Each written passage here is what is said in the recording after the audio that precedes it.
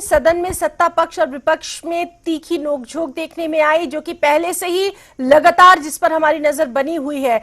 आज अहम रहा कि विपक्ष ने एक दिन में 2 बार वॉकआउट किया। पूरी तरह से आक्रामक मूड में नजर आ रहा है विपक्ष। तफसीलात चाहेंगे?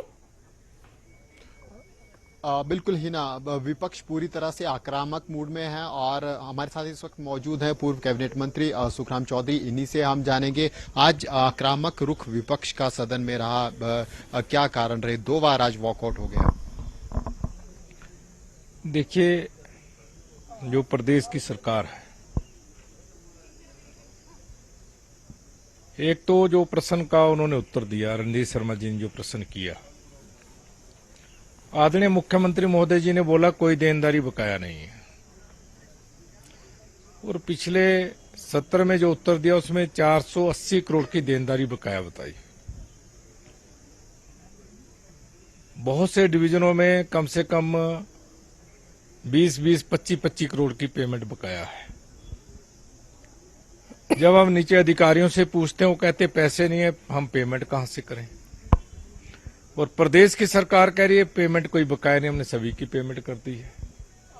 इसलिए आदरणीय मुख्यमंत्री महोदय जी को हाउस में जो है सही जानकारी देनी चाहिए, इसलिए वो गलत जानकारी दे रहे थे, तथ्यों के विपरीत, और इसलिए जो है उसमें बाइकआउट करना पड़ा। दूसरी बार फिर बाइकआउट किया जब उप मुख्यमंत्री अपना वक्तव्य दे रहे थे हिमाचल की फाइनेंशियल सिचुएशन के ऊपर। अब उस वक्त क्या बढ़ेगा? देखिए, जहां तक श्वेत पत्र की बात है, एक तो जो इस तरह से श्वेत पत्र वो विधानसभा में लाए, वो तरीका सही नहीं था। कॉपी ले करते, सभी विधायकों को देते, सदस्यों को देते, फिर चर्चा होती। आज प्राइवेट मेंबर डे था, इसमें तो एजेंडे पे ही काम होना था आज। और ये श्वेत पत्र विशुद्ध रूप से राजनीतिक श्वेत पत्र था। अगर वर्तमान सरकार ने श्वेत पत्र लाना था तो पिछली कम से कम इससे बाद की 2 सरकारों का कारगुजारी लोगों के सामने विधानसभा में लानी चाहिए थी। प्रोफेसर प्रेम कुमार धूमल जी की सरकार रही, उसमें कितना लोन था, जब वो सरकार गई लोन कितना हुआ, देनदारियां कितनी हुई।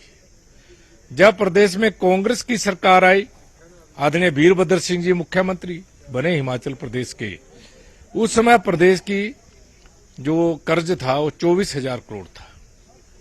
जब आदरणीय जयराम ठाकुर जी को हिमाचल प्रदेश की बागडोर मिली तो वो कर्ज बढ़कर 49,000 करोड़ हो गया, 25,000 करोड़ की उसमें बढ़ोतरी हुई।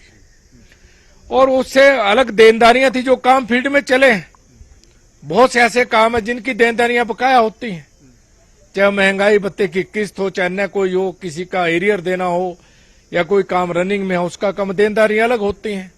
लगभग 10,000 करोड़ की देनदारियां उस समय कांग्रेस की सरकार हमारे पास छोड़कर गई, तो ये तो 60,000 बन गया।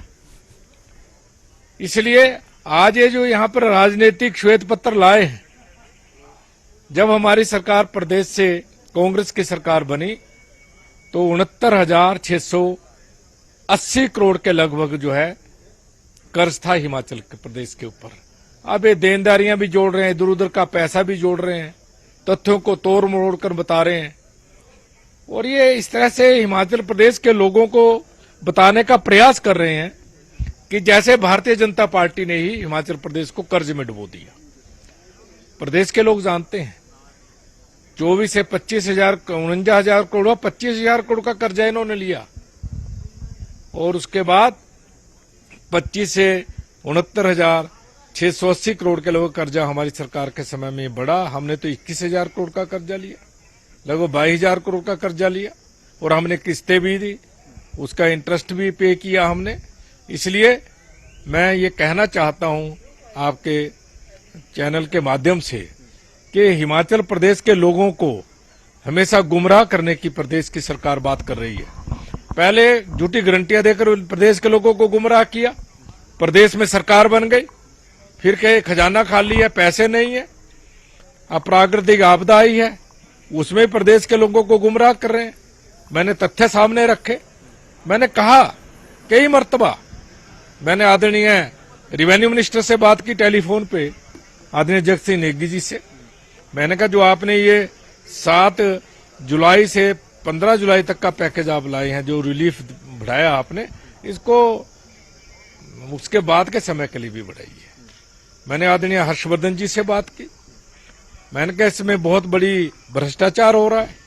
जो प्रभावशाली लोग हैं उनका नुकसान तो हुआ अगस्त में, उसको एंट्री करवा रहे हैं जुलाई महीने में ताकि उनको ज्यादा क्लेम मिल जाए, तो ये भी भ्रष्टाचार है। मैंने तथ्य सामने पेश किए हैं। इसलिए सरकार जो है झूठी घोषणाओं को करने के आने वाले झूठे वायदे लोगों से करके सत्ता में आई है। अब इस त्रासदी में भी ये सच बोलने की हिम्मत नहीं रख रही है। लोगों का ध्यान भटकाने के लिए हमने कहा था, बिल्कुल बिल्कुल सत्र में राजेंद्र, हमने तो बोला हिमाचल प्रदेश आज जिस तरह से मानसून सत्र का जो चौथा दिन रहा, उसकी क्या कुछ हंगामा बातें रही, उन तमाम चीजों को यहाँ हमारे दर्शकों के सामने रखा। राजेंद्र शर्मा, आपका और आपके साथ जो खास मेहमान रहे, आप दोनों का यहाँ पर बहुत बहुत शुक्रिया अदा करना चाहेंगे।